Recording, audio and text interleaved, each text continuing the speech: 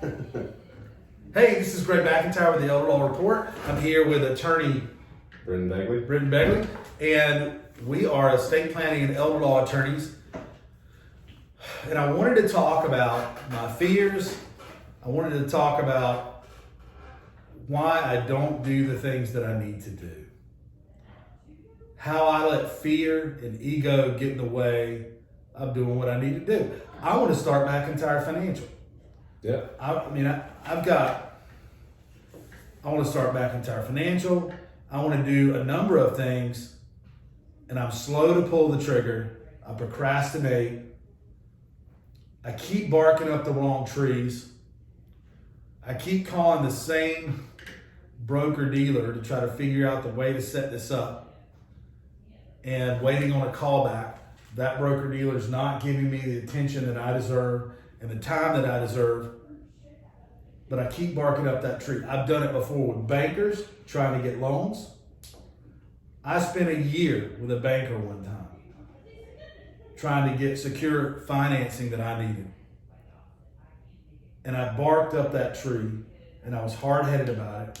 And I never stopped to step back and look around and realize there were a million different trees out there. Right.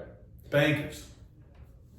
And I think sometimes I get stuck in a rut. I think it's ego. I think it's fear. Fear of failure. Fear of not being taken seriously. Fear of failure is huge for me. Right. Because if I had no fear, I would probably have 100 pieces of real estate. I would have built my skyscraper already.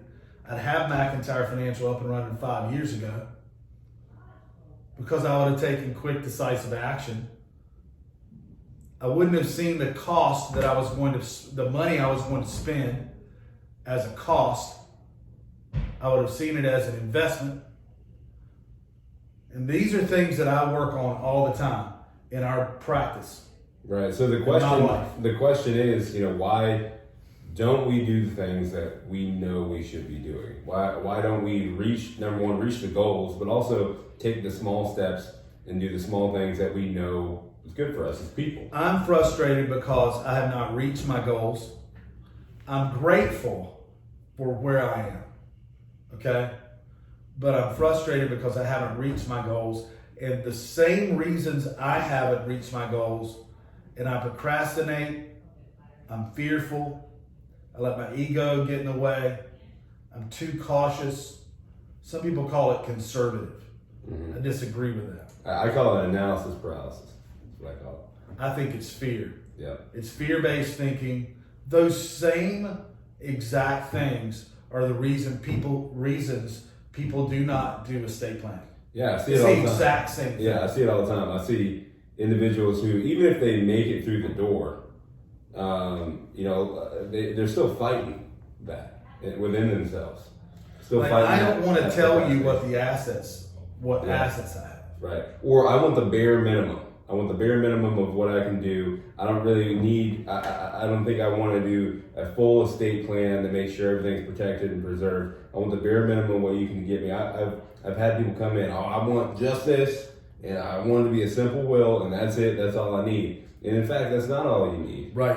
To protect what you got, what you work hard for. But the thing is that, they may have made it through the door, maybe doing what they think they should be doing, but it's the bare minimum. It's like, I like to use the analogy of brushing your teeth. A lot of people, I hope everybody brushes their teeth, right? Not everybody flosses though.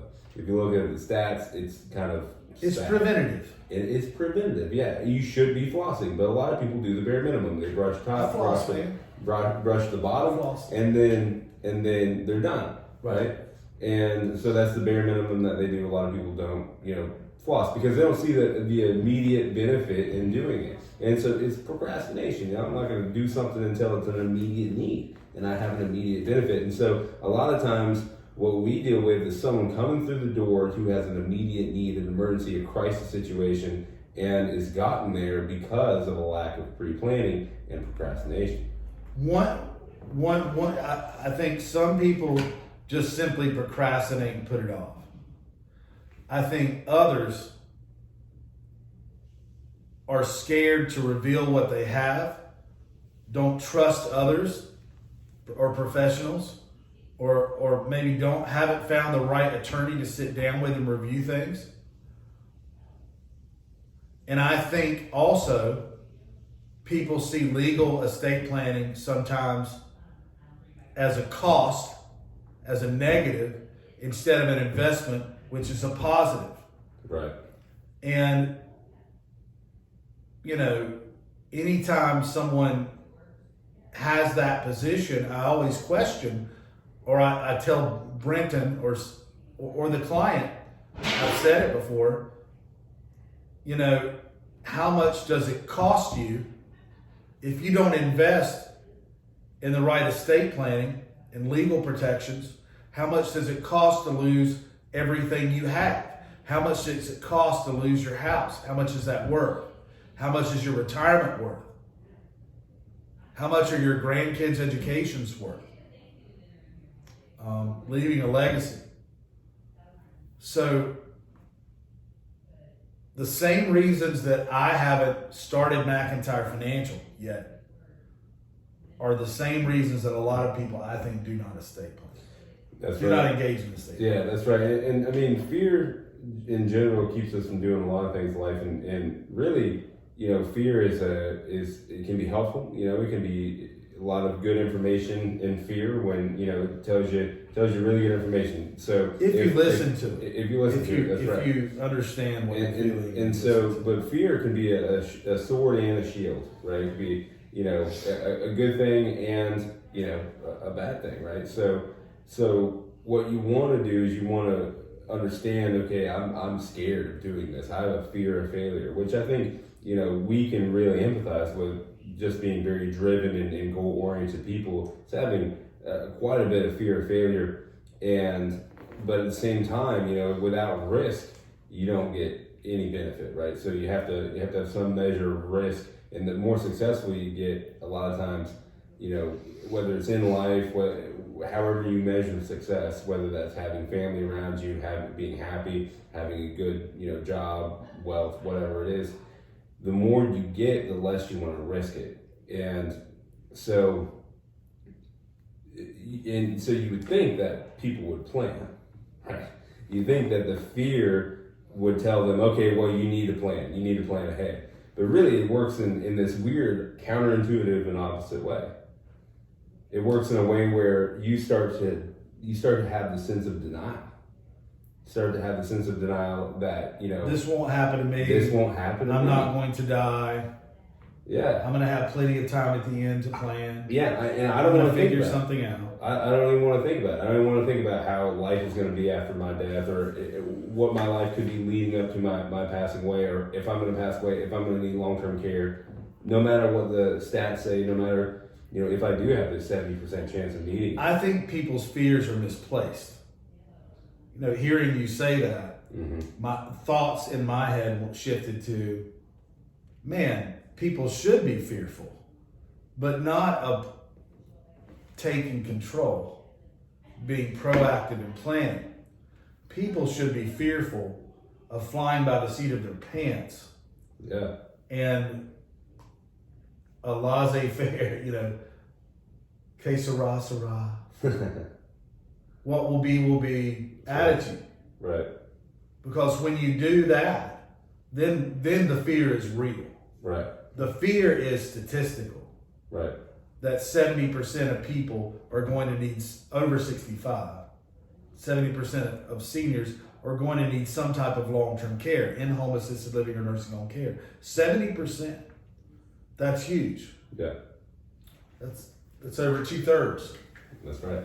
Yeah, it's a big deal. I think we've all experienced that before. And that's what can take everything. Yeah, I think we've all experienced before the feeling of denial and the desire to deny the need of preparation. So studying for a test, we'd rather convince ourselves that test is not worth anything. That test doesn't mean anything in the grand scheme of things or whatever, than to be in the midst of studying and to experience the anxiety of thinking, hey, I'm putting all this time and effort into this. Am I actually going to succeed? Which that anxiety is very temporary, from my experience. I mean, if especially when it comes to tests, I've taken a lot of tests in my life, trust me, and one big one. It's all a test. Yeah, it's all a test. Every day is a test. Yeah, and how you do that one test is really probably your MO for how you address everything. Yeah, and so if you're honest with yourself, you have this anxiety in life whenever you encounter a goal or something that challenges you. You have this choice to think, okay, should I treat this challenge as something that's actually a challenge that's true and it's going to be a test of my mettle, or am I going to treat this challenge like, oh, it's not really anything I should worry about, and put it off and deny to make myself feel comfortable? Because I mean, at the end of the day, that's the reason why we procrastinate, is because we want comfort. It's a temporary comfort. Yeah. Because the results of the test are coming. That's right. And you live with the impact of those results. Right. So to be prepared is the best way to be. And we can help people do that. That's right. Your fear of losing everything, of not having a plan,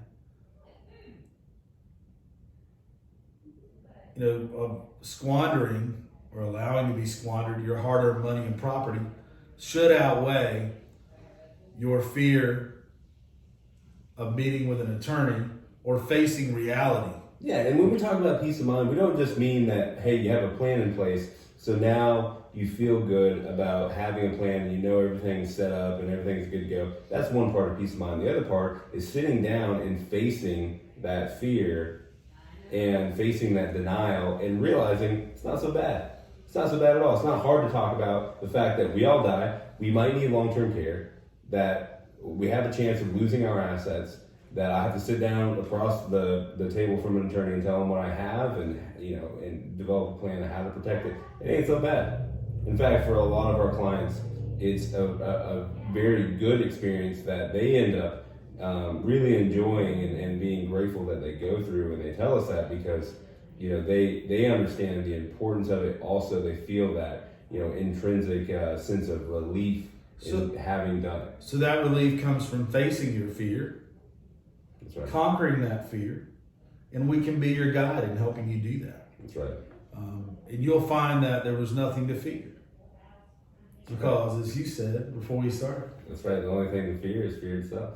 And who said that? It's FDR. FDR. So, thank you for joining us for the Elder Law Report today. We just wanted to talk a bit about, I wanted to talk about some fears that I'm facing right now.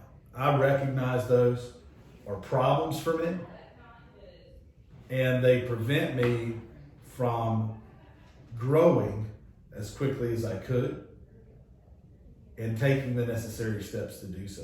Yeah. And when I say growing, I mean as a person. Right. So I'm eager to conquer those fears as quickly as possible because now I've recognized them. Right. So let us help you conquer your fears if that's an issue.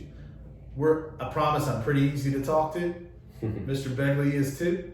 Come in, we can sit down. We're very experienced with helping seniors and their families protect their assets, protect their legacies, create a legacy, protect your hard-earned money and property. Don't squander the home, the real estate that you worked so hard for and paid the bank back, 3 times as much over 30 years than you borrowed in the first place because of all the interest. We have straightforward, relatively simple ways to help you and strategies we've developed, learned from others, and developed ourselves to help in a lot of different situations, emergencies, but we'd rather plan ahead. So, give us a call or go online to mcelderlaw.com. That's Mike Charlie Elderlaw.com, MickElderlaw.com. First 2 letters of my last name. And you can click the schedule a free consult. We would offer a free consult to you. Not even going to charge you to come in and sit down and talk about everything. So give us a call, and we'll see you soon. And stay tuned next week for the Elder Law Report. Cue the Perry Mason soundtrack.